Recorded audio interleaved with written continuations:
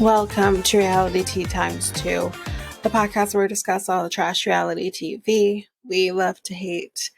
I am Tanika, and today we're going to be discussing the single life. Again, I have nothing to talk about on the top of the episode.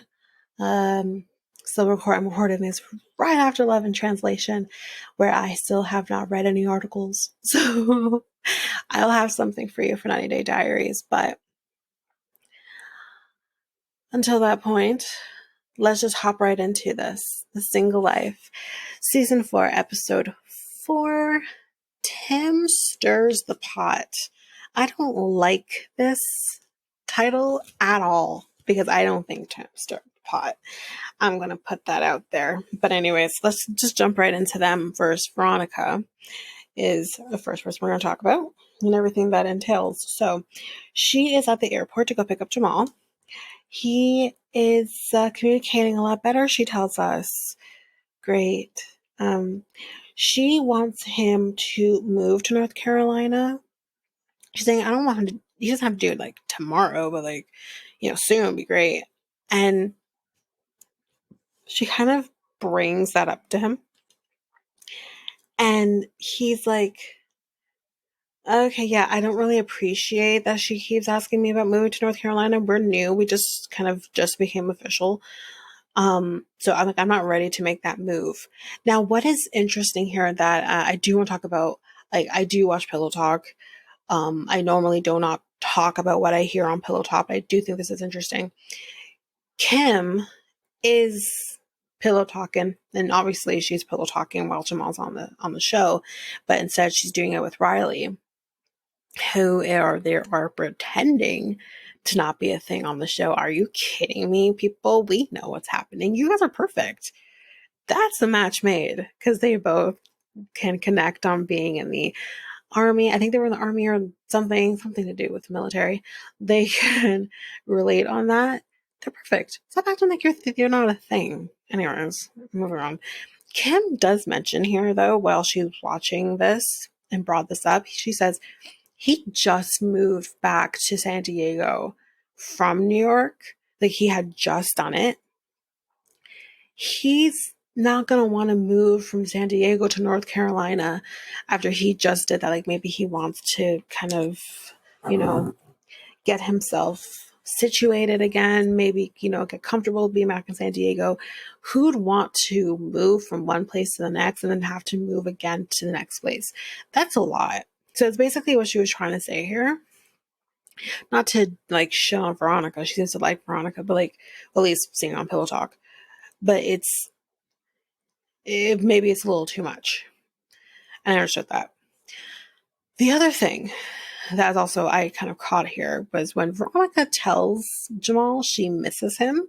Like, she missed him like a lot sooner this time than maybe other times. He there was like, yeah, I missed you too.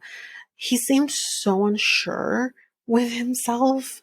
And I'm just like, sir, like, I don't understand these two, which is why I'm like, they're not saying the part that's most important, why Tim feels the way he does, because I understand why Tim feels the way he does. And I'm going to get there. But anyways, let's move on past that. But she's hoping that this trip will be the time where he falls in love with Charlotte. And he doesn't seem to even care about Charlotte. He says Charlotte's boring. Like, he just has no care in the world about Charlotte. Like, he's like, nope, I'm good. Like, he has some desire. So how does that work? When she has a daughter who's in school, North Carolina seems to be her home.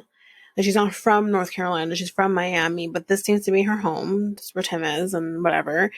She's been living here for however long. Why would she, how could she move from North Carolina to anywhere else? How would that work? So anyway, she's going to be meeting some of his friends later. And of course, some of her friends are going to show up, including Tim. So yeah, let's get to it.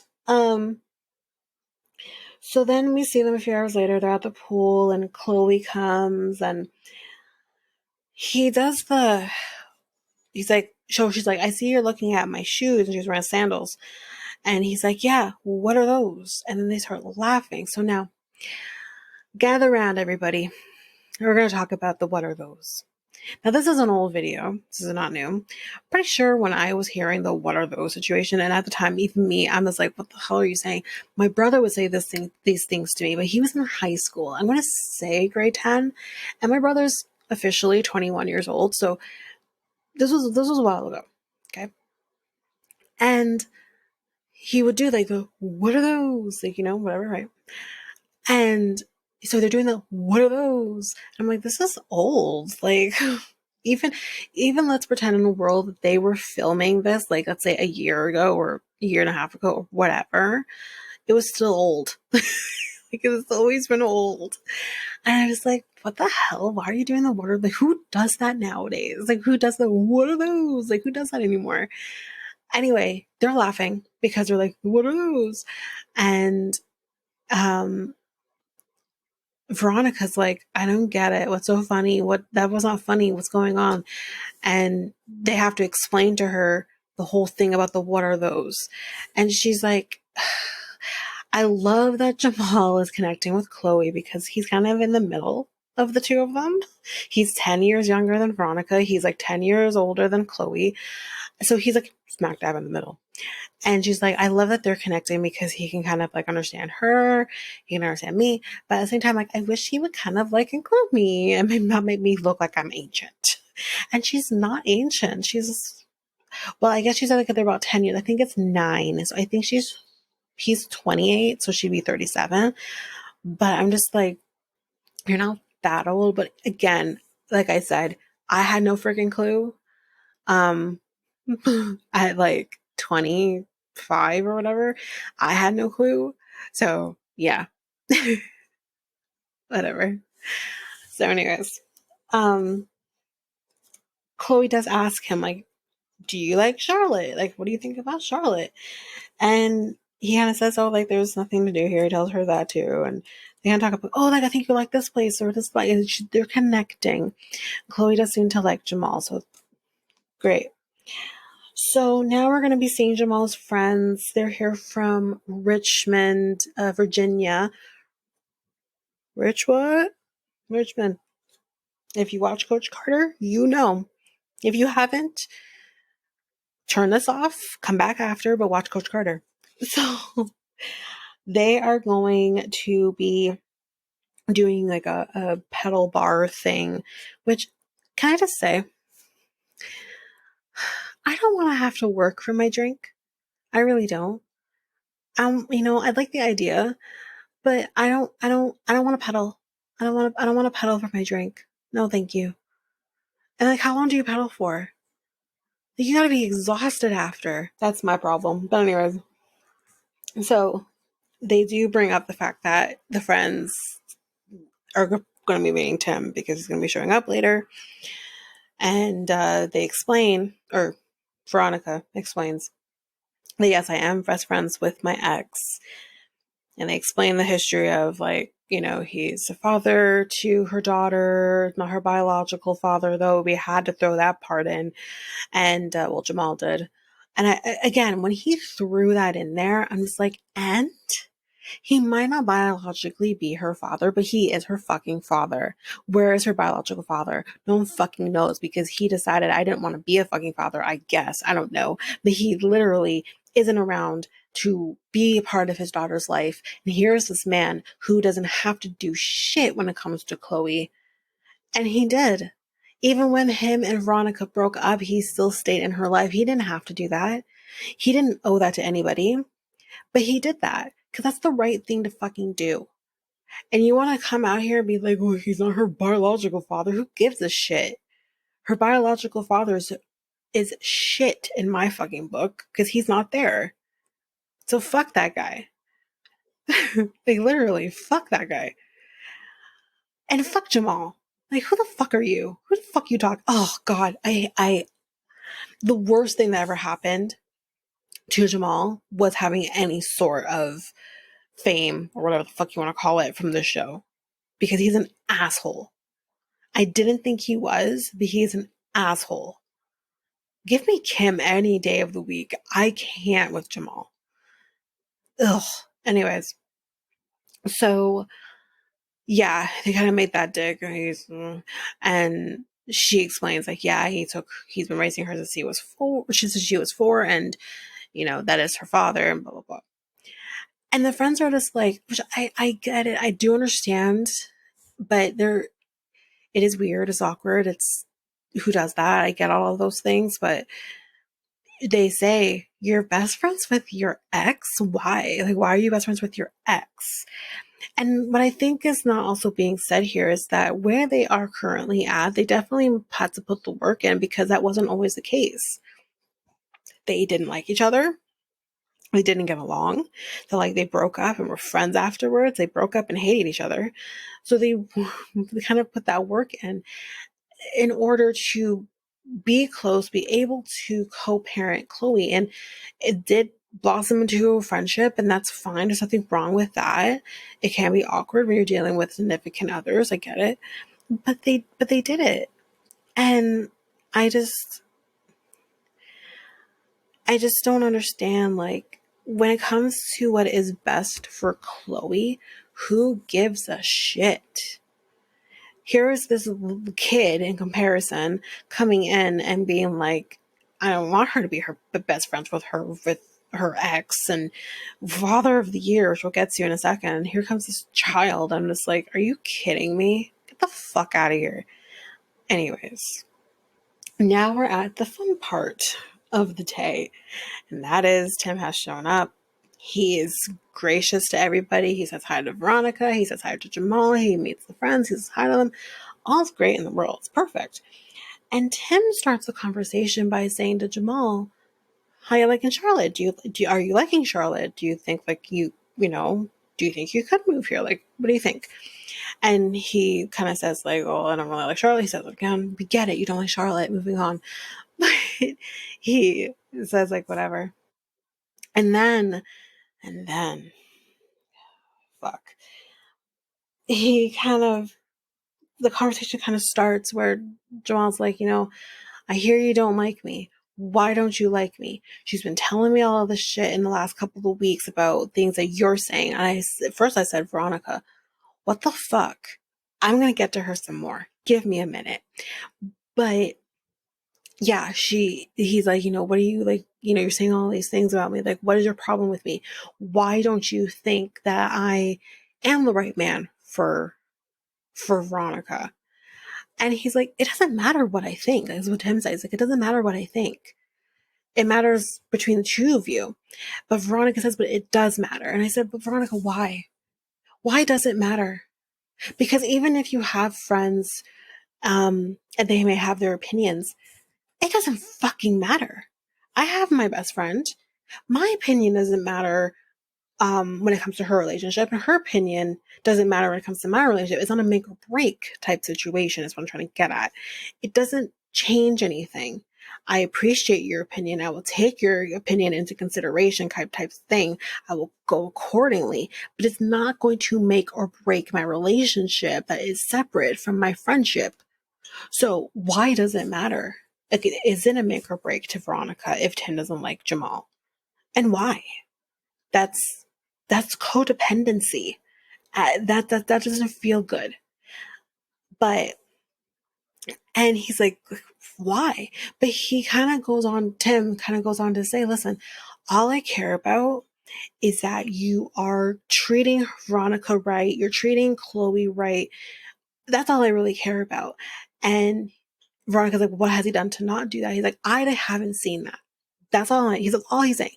I haven't seen him treat any of you right because he's not witnessing it. It's not that he's saying, oh, I don't think you are.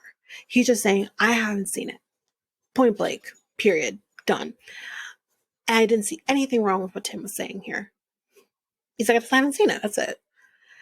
And then I think Veronica kind of says something, and Tim makes the comment of, well, Jamal's coming in hot, not me. And Veronica makes this comment of, but you come in hot all the time. I'm sorry, I have to like defend him. And I'm just like, I'm going to put this out here right now. And this might sound very harsh. And I'm not digging at what their relationship was prior to this, but I am going to dig a little bit. When you are having some sort of relationship, whether exclusive or not, with somebody who, let's be real here, this was more of a, tit for tat type situation, and that's fine. But when you're coming in hot like that, and again, I am going to talk about this more in a minute, but when you're, coming in like that, what is Tim supposed to think? What is Tim supposed to think? Maybe I'll save it a little more because I do want to get into it, but what is he supposed to think? Then what the fuck y'all doing? I see nothing wrong with what he's saying.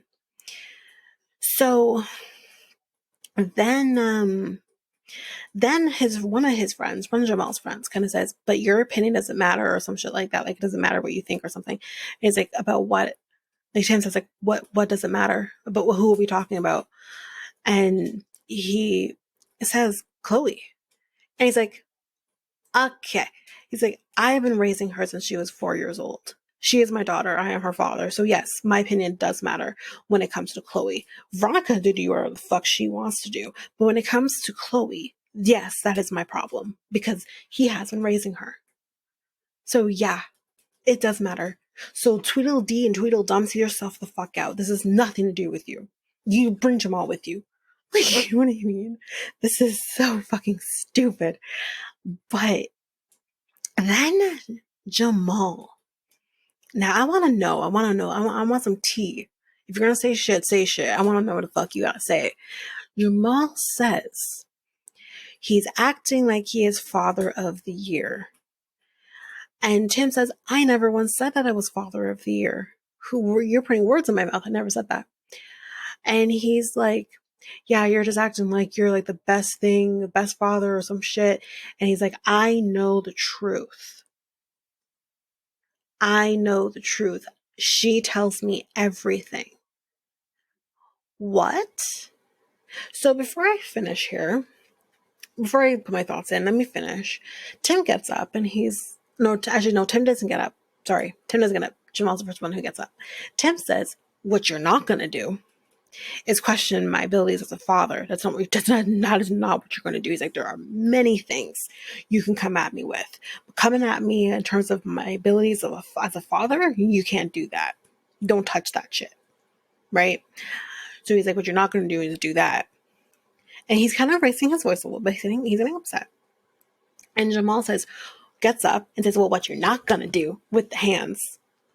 I question things, but anyways, he's like, what you're not going to do is raise your voice at me. So that's what you're not going to do. And then Tim gets up and says, what you're not going to do is question my abilities as a father. You, sir, started this shit. And then everyone's getting up, trying to diffuse the situation. I think Jamal walks off at one point. I don't even know. But I'm just like, what the fuck is happening here? So number one, I'm going to talk about this first. What Tim is not saying here is that, Veronica, you are confusing. You talk about the fact that you want to be in a committed relationship with somebody. Now you are exclusive. That's fine, but didn't start off that way. But you talk about how you want to be in an exclusive relationship. You don't want to play games. And you, like, ream out what's his face's ass because he's going to move to Florida because, like, he wasted your time, basically. But then you go to Jamal because Jamal's so hot and that you have to, like, give that a chance to the point where you lower what you want in order to be with this guy. What Tim is not saying is this makes no fucking sense. You're with the person who is younger than you, who is in a different place than you. That's the biggest thing. He's in a different place than you. Maybe he doesn't want to be in a committed relationship. And I guarantee you the reason they were never exclusive before was because of Jamal, not Veronica.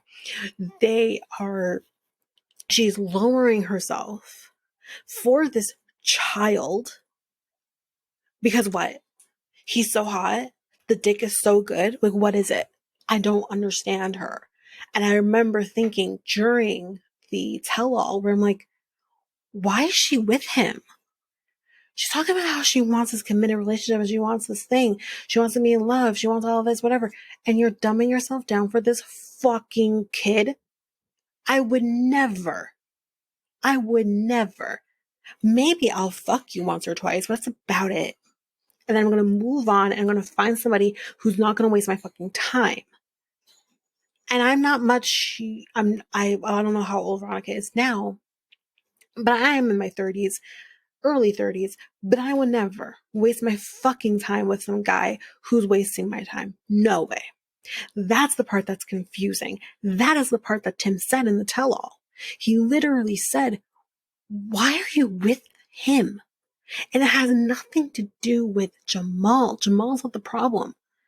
But the fact that Jamal is younger than you, doesn't seem to want to be in a committed relationship with you or really anybody. He's fucking, Trish, Jane, and Mary while he's fucking you.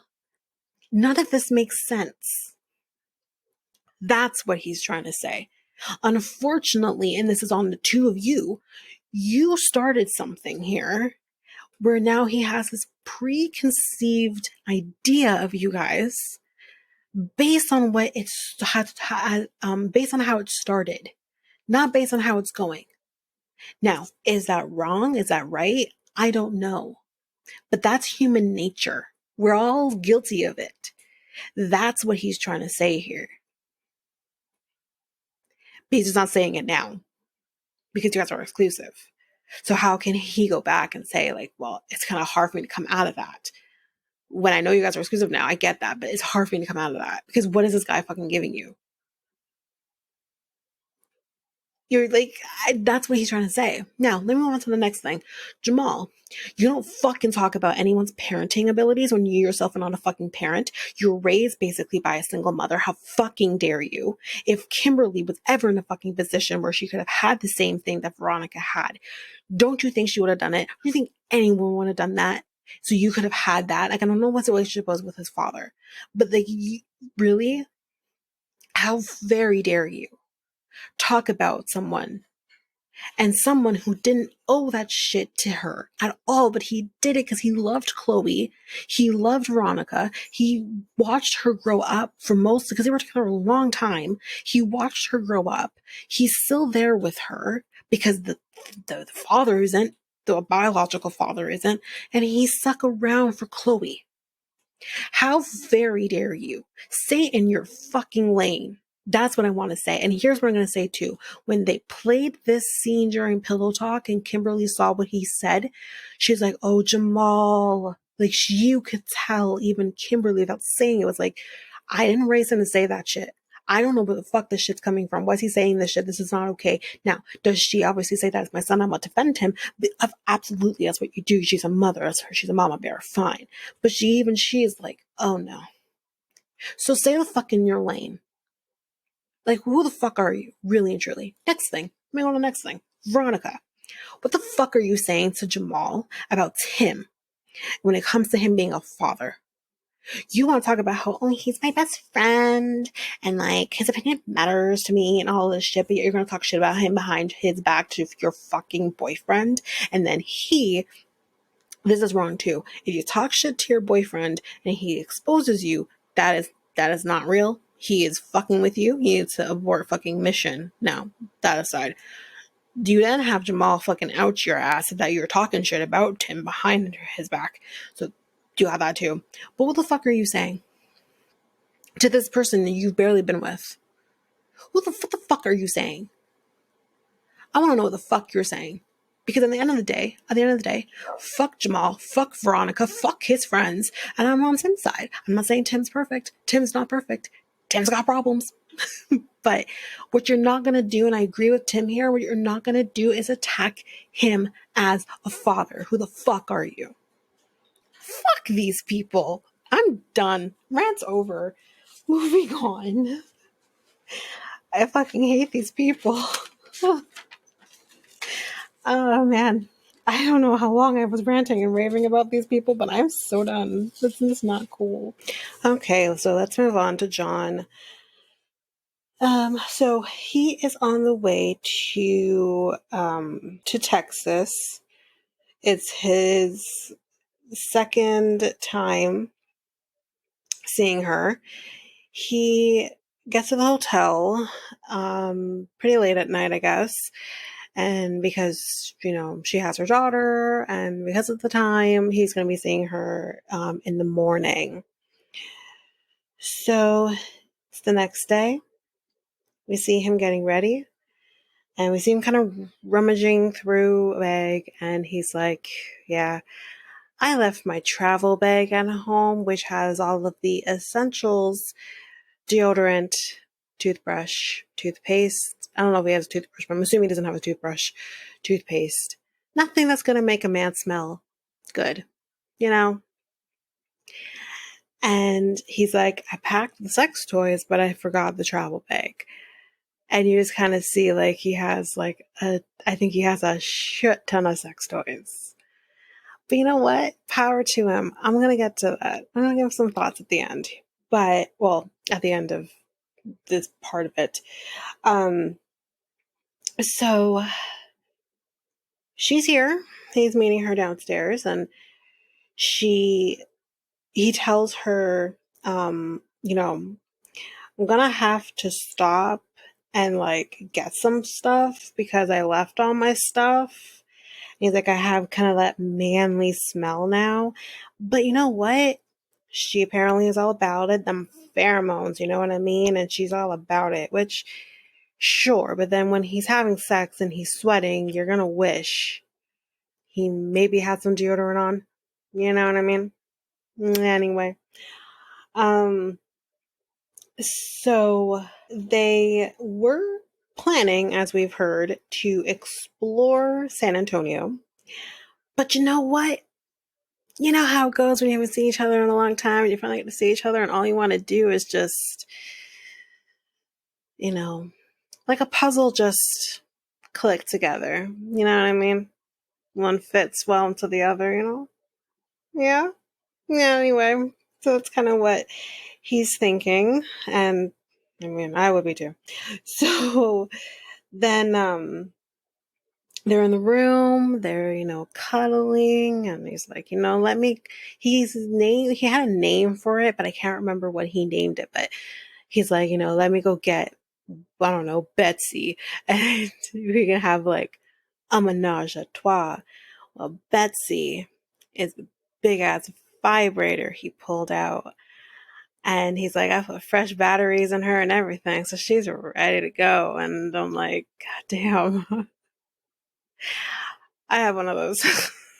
it mine's chargeable though, doesn't need batteries. But once it's has a fresh charge or fresh batteries, it's just like it comes back to life. You know what I mean? You know what I mean? Yeah, we all know. But what I love about this is that he's like, listen, everyone is different in what they need to get them off. There's people who are like nipple stipulation or clitoral stipulation, or they need that G spot to be hit, whatever. And he's like, he wants to be able to please his woman. So he's like, I'm gonna make sure. So if this is what gets it done, I'm gonna make sure it gets done. And I said, you know what? Round of applause for a man who can be, confident enough in himself to know, listen, my dick isn't gonna do it all. Sometimes you need a little assistance. So let me bring out the sex toys, because we all know a man out there who is toxic and who's like, I don't want to use those because you know, like what I'll say, yes, I have, stuff, whatever. And my man is open to using things or whatever. But, there's a common ground and whatever, right? Because, he is kind of like, he doesn't want to feel, you know, feel the sex toys are more superior and whatever.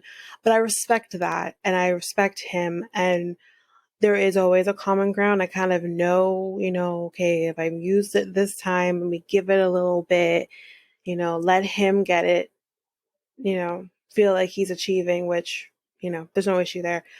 But you gotta have like a common ground. So it's refreshing to see a man who's just like, let me make sure I have the toys ready, whatever it is she needs. It's all gonna be there. It's all good to go. You'll use it every single time. I don't care. And it's refreshing. It's refreshing. And I said, you know what, John? That just makes you seem so much more attractive and so much more likable. Like, John's not my type, but I'm like, you're so much more likable kind of hearing this on top of everything else. And I'm just like, I really love you. Good for you. Good for you, John. We need more of you. That's my message.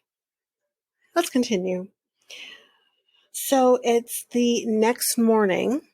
They are freshly fucked. And the sex was bomb, he says. It's still good. It's still, it's all good to go. So we're going to go to a restaurant. And this was really weird. They're they seem to communicate well, I guess, when it comes to sex. But like the outside stuff, it was like, a little awkward. But, it's the first time seeing her for us as viewer. It's their first day, so we'll see how it goes as we go. But as we're at the restaurant, he's like, trying to, I guess, break the ice and have the conversation flow or whatever. And he's like, oh, I might have fucked a pumpkin. And I'm just like, wait, what? Like, I know it's a joke. He's not out here fucking gourds. Like, it's a joke. But for whatever reason, she thinks it's not a joke. And she's like, wait a minute, are you joking? Is that a saying? Like, or did you really fuck a pumpkin? And I'm like, ma'am. He said, no, it's just a saying. I didn't. First he's like, well, you never know. Maybe I did. But then he's like, no, it's a joke. It's just a saying.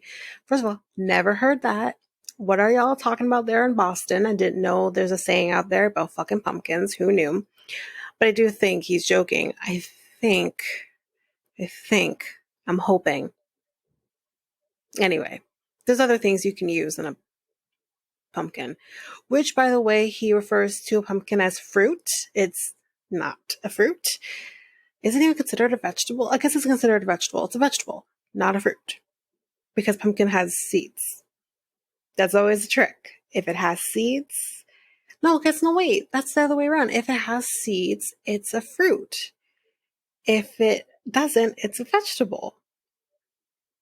Is it a fruit? Did he just blow my mind? Huh. I mean, the seeds are edible, but still, they're nonetheless seeds. You know what? Let's move on, because I'm going to dive down to a rabbit hole that I do not want to dive into, but I'm curious. So anyway, she kind of then says, like, I know marriage was kind of off the table for us a little bit, whatever. We're kind of not going to do it like right away is kind of what she was trying to say. But she's like, but I thought like by now, like we would be living together. And she kind of says like for her, like 6 months would have been a good time from when they started talking. But I said, okay, number one, 6 months is not long, especially when you have a 4-year-old child. That's not long at all. So maybe up that to a year.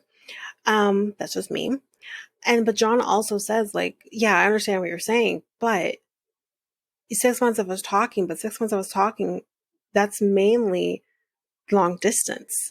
This is only his second time seeing her in person. So he's like, that's not long enough for me to like move in with you.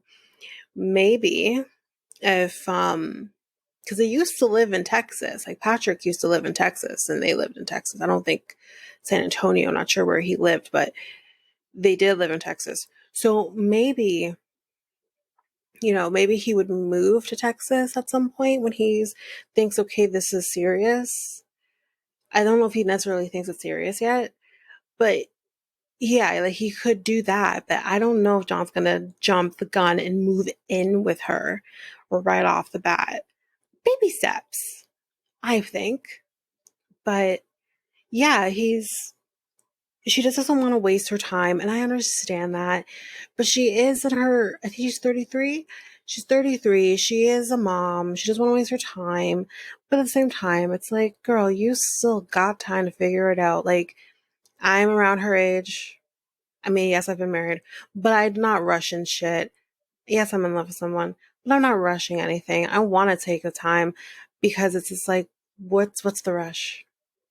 I mean, there's you know, at some point, yes, I'm gonna want a ring on my finger, but there's no rush.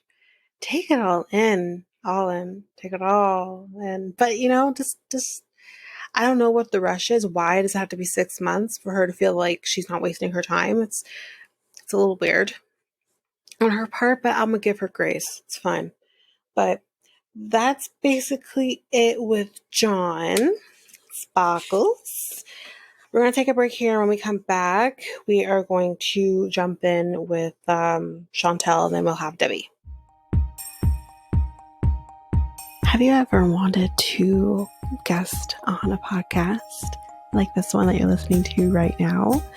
Well, you can. You can definitely do this by visiting a website called Podmatch, where you can sign up and be available for all different types of podcasts that you can guest on. Or you can even search for a podcast and say, I want to guest on your podcast. I think we'd be a good match. So if you want to do this, you can go to our unique link, which is joinpodmatch.com/reality, and you can sign up and do exactly that.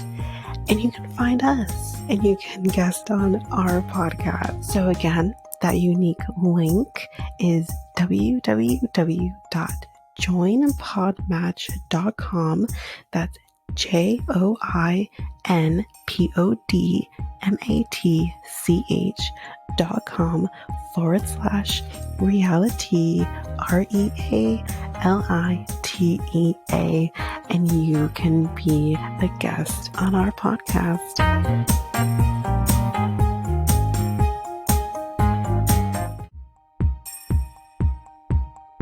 Have you ever thought of starting your very own podcast? Doing the research, I found something that would have made editing easy and seamless and makes the podcasting experience just that much easier.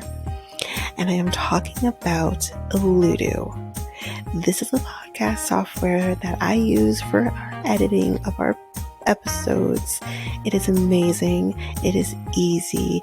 You're also able to get help from doing chats and getting the information that maybe you just need a little more help with. They also have access to different articles that can also help you that have been just godsends for me.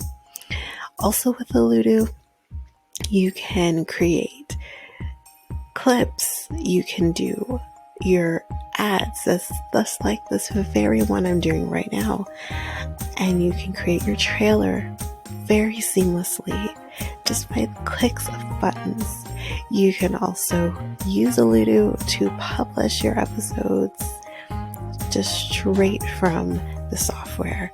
It's so easy. I highly recommend it.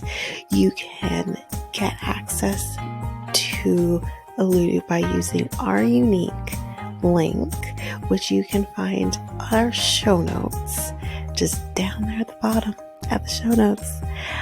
And you can get access to and we are back. Easy software. So, Chantel, we're going to just fly by this shit because, again, I've had enough. I don't care. I kind of hoped she would have a little more substance than she has, and she'd be making different choices than she is. So I'm just fed up. So we're going to go through this very quickly. we have arrived to wherever the hell this guy lives, and she does find Giannis on her own, and initially it's very awkward. No one's talking, not a peep from anybody. He asks her, "So, what is your favorite sport?" My girl says, "A football Americano." Ma'am, you are in Greece. You're not in Dominican Republic. Stop speaking that Spanish, and you better start speaking something else. I don't know, Greece or something. You could have just said American football, because you are an English speaking woman from Georgia. Fuck. I'm like, football Americano. Anyway, then she says, like, you know, she wants to get Greek lessons, it's all tough, whatever. And she thinks that, she's like, when I think of Greece, I think of Rome. So if we think of the history and everything, Greece, Rome kind of intermingled and all that. And Giannis explains this in the episode as well. We kind of know this or whatever. But then, my girl, I can't. I fucking can't. If you keep talking about the fucking Spartans, I'm a because my girl is literally like, what about the Spartans? Where are they? Where were they? Like, were they here? Were they here? Or were they, yeah, what? They're not gonna look like Gerard Butler in 300, you dummy. You dumb. I just can't. I'm so fed up. Now, listen, if Gerard Butler came at me saying, what does he say? I never watched 300. But, oh, this is for Sparta, where the fuck? This is Sparta, whatever the fuck he says. I can't remember. But if Gerard Butler was coming at me, whatever, I'd be like, hello, hi, come over here. Because I love me some Gerard Butler. However, it's just, I'm fed up. I'm fucking fed up. But he's like, yeah, they were here. Oh my God. Really? They were here? I'm such a fan. I'm such a fan of Spartans, and they don't even exist anymore. I think they don't anyways. I'm such a fan. You're such a dummy. Okay. So, and then he's like, oh yeah, like I have a Spartan tattoo on my arm. She's like, oh my God, you do? Can I see? And he shows her, and she's like, oh my God, I love it. And she's like, oh my God, this is fate, because he has a Spartan tattoo on his arm, and I love the Spartans. And I'm just like, kill me now. Fucking kill me now. Can I get Natalie back? Please give me Natalie back. Every episode needs to have Natalie in it. Do you understand me? Okay. Give me Tyree. I'd rather Tyree at this point. I am done with this shit. Until next week. We'll get to it in a minute. But I'm just like, wait, what? Let's move on.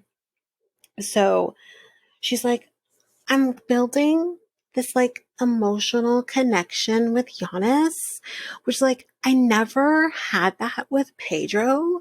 It was mainly a physical connection. I mean, I would physically connect with Pedro too. I'm just saying. But let's get back to this. Got to the reenactment. But like I didn't have that with him, and I'm just like, bitch. Are you really trying to tell me right now, after 7 years of marriage, you never built an emotional connection with Pedro? Get the fuck out of here with your fucking lies and your fucking denials. Enough. You do not have to minimize the relationship you had with Pedro, despite what Pedro may or may not have been doing. You don't have to minimize the relationship you had with him to make yourself fucking feel better about finding somebody new after 6 months after your divorce. Enough with the bullshit. I'm done. If we're gonna have Chantel on a show, you better have Mama Karen and Winter and River. Fuck, throw the father in there too. Because I can't. I can't. Because when we have her friend and Tweedledee Dumb and Tweedledee Dumber, okay, the hired help, I can't. I fucking can't. Anyway. So, yeah. He's gonna show her around. his hometown, and that's what they're going to be doing. And he's like, could you see yourself living here? And she's like, um, well, you see, like, here's the thing. And she kind of says in the moment, she's like, the food's really good. Um, but like, I never pictured myself living abroad. No, because she wants everyone to come down to her, and then she fucks them over because she has to tell her family everything. And it's just like, no. I literally want to yell to Giannis, run, dude, run, run, run, run as fast as you can. But again, like, she'll never be able to sponsor him anyways, because Pedro hasn't even been here long enough. She's responsible for him for another 10 years. She cannot sponsor another person. I wouldn't think. That'd be stupid. She could never sponsor another person until that stipulation has run out and he is responsible for himself. They are not there yet. This is fuckery. Anyways, so she, Chantel says, I really like adventure. And I was like, okay, right. Anywho's, so he's taking her back to the hotel, and they're hand in hand. It's whatever, it's cute. And he thinks, he is okay. Yeah, sorry, I couldn't remember what was happening. So he was driving her back to the hotel, and I guess he was kind of speeding, and he likes speed. He likes to be a little fast and furious. He wants to kind of channel his Vin Diesel, and he's like speedy, and she's like, I don't know about the speed. And she's like, you know what? Do what you want. Speed. If you want speed, go for it. And he starts speeding, and it's just like, what the fuck? Anyways, I can't. Anyway, she drops her off at the hotel. She tells him to drive safe or like whatever. And she's like, I'm not going to invite him back to my room. You fucking think? I know you haven't had a dick in there. It's fine. I totally get that. Pedro's fucking idiot. That's on him. And I'm sorry for you. But don't be bringing up a next man up to your room when you barely fucking know him. He has a big thing too, though. He has as they say, a big cucumber. But at the same time, it's like, please have some common sense and don't invite this man. But she doesn't. Thank God. But she kind of hoped like he would have kissed her goodnight, and I think he did. Correct? Pretty sure he did. I was falling asleep through some of this. Sorry, but I'm pretty sure he did kiss her goodnight. So at least there's that, and that's all. That's all I got. That's all I got on Chantel. I can't go anymore. Let's move on to Debbie. There's not a lot here either, but I love her, so let's get on to it. We find out here from Debbie that Russ, who seemed like such a nice man, but he's not. He's a judgmental fuck, because he says, apparently, or she says that he apparently called her and was like judging her about Osama, like rubbing that in her face about the age and everything. So that's a no. Thank you. Next, literally, over to Ruben, who lives in Miami. He's 58. He's young, but anyway, Ruben, the Cuban from Miami. That's what we're going to be referring to him as. Great. He apparently is adventurous. He ran with the bulls. Okay. So she tells him, she's video calling him, and she tells him, she's like, this gringa got Latin motion. Girl. Okay, I see you, Debbie. Okay. So he basically wants her to come to Miami to see, what can kind of come from all of this. She's a little hesitant because she's kind of like, well, in all honesty, why isn't he coming to her? But anyways, because it's Miami. What the fuck is he gonna do in freaking, where are they? Ohio? I don't know. Georgia. They're in Georgia. She's from Ohio. They're in Georgia. What are they gonna do in Sugar Hill, Sugar Cane, Sugar whatever the hell in Georgia? Like, what they're gonna do? It's the worst. We're gonna go to Miami. But she's gonna think about it. Anyways. But he kind of like sticks his tongue out at her too, and it's just like, okay, we're open. Okay. Anyways, move on. So Julian is here. He's taken her to the pharmacy so she can pick up some stuff, and maybe one of those things might be condoms. And Julian's like, put it back, put it back, put it back right now. I don't need to picture you picking to getting condoms. Her thing is like, well, think of it this way. Miss Debbie needs to be prepared. And he's like, no, no, please God, no.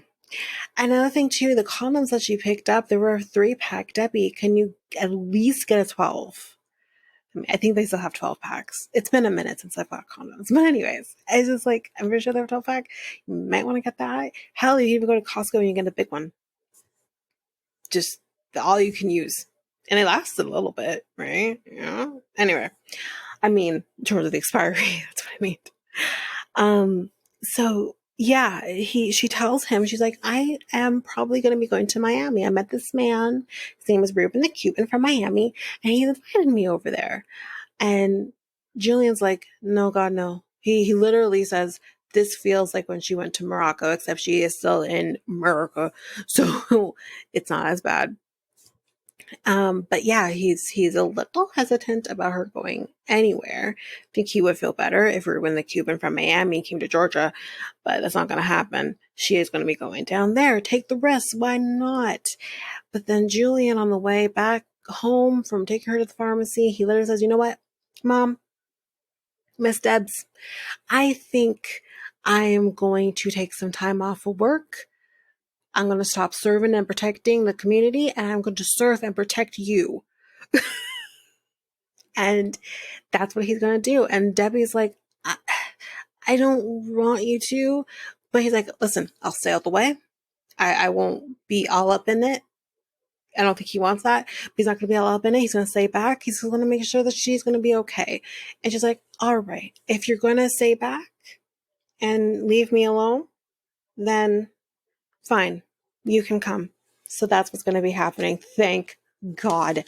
We can't have Miss Debbie travel the America and not have Julian tag along. This world loves Julian. He should wear his America t-shirt again. That'd be great. But anyways, that is it for Debs. I love her, Miss Debbie. I love her so much. Protect her at all costs. But that is it.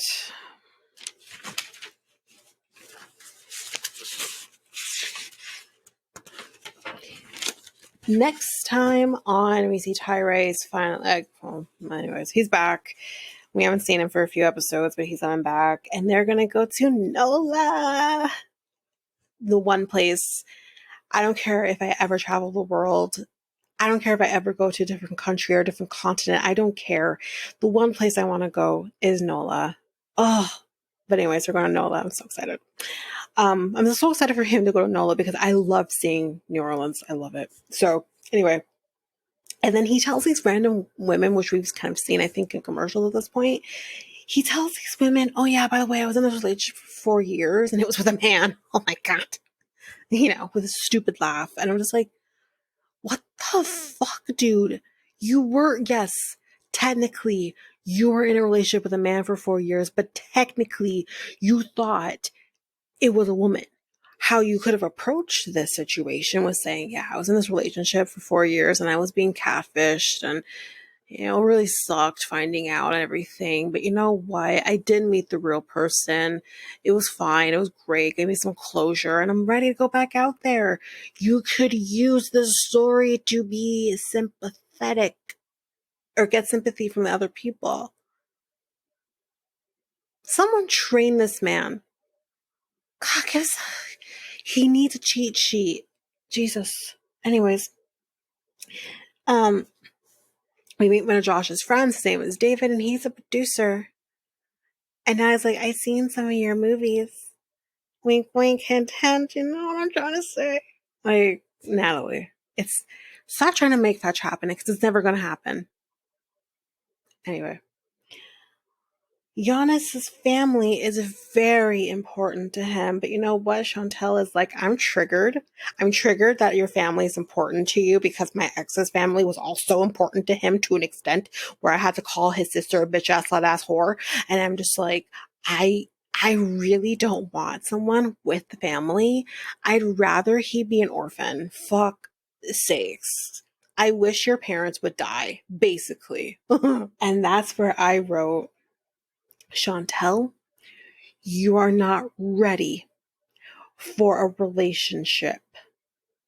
If you're out here being like, I wish I could have a man whose parents died and left him orphaned, or something even darker, and I wish for that, because Pedro was so close to his mom and his sister that it became a problem. You need therapy, not a man. Well, I mean, you can get dick therapy, but that's totally different. She's incapable of that. I don't know. I just can't. But that's all we got, was just them three. If I'm only going to be getting three people, and it's not, I have to deal with Natalie, Tyree, and Chantel. Uh, but you know what, guys? That is it for Single Life for this week. If you like what you heard, please share the podcast with everyone in your life. You can also rate and review the podcast on either Apple Podcasts or Spotify. Also, if you also like this episode, or the future other episodes, whatever, if you liked us, make sure you either hit a follow or subscribe on your favorite podcast apps, which we're on all of them, including YouTube at Reality Tea Times 2. Make sure you don't miss a single episode when you hit follow or subscribe. If you want to connect with us, you can do so by going to either Facebook or Instagram at Reality Tea Times 2, Twitter, TikTok, Reddit at Reality Tea Times 2 pod. You can email us at realityteatimes2 at hotmail.com. And we have our website, which is at solo.to/reality tea times 2, which gives you access to all of the socials, everything that you can get us on. All the links are there, so you can go there, as well as episodes are there as well. So there's that.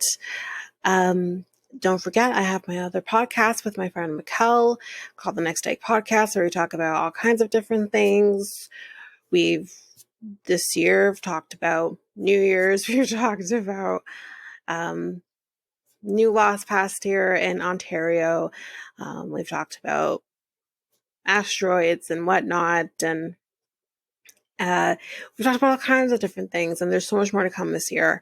So you can find us there on any of your favorite podcast apps, but you can also find us at YouTube at Next Take Podcast, and you can also find us at our website, which is solo.to/Next Take Podcast. Again, all of the links for everything that I've just mentioned will be in our show notes. But that is it for now, guys. Thanks. Bye.